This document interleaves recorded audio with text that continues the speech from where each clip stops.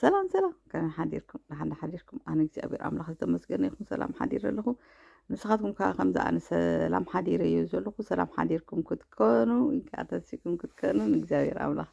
ምሉእ ተስፋ ኣለኒ ሕጂ ድማ ሓንቲ ቃል ሒዘ መፅእ ኣለኹ ኣብ ሮሜ 3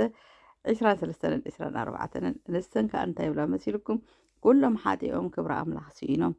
በቲ ብኢየሱስ ክርስቶስ ዝርከብ በጃ ምሕራፍ ብኸምኡ ብፀጋ ይጸድቁ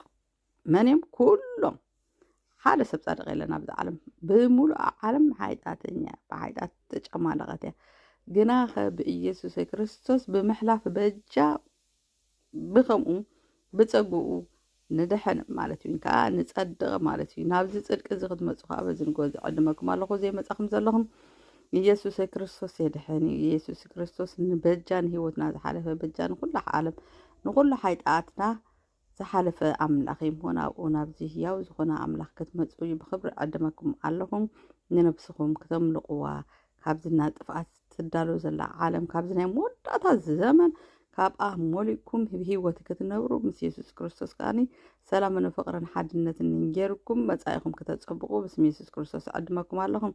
ስለምንታይ እንተልና ሰብ ሓላፋ እዩ ግና ከዚ ሓልፍ መንግስቲ ኣላትና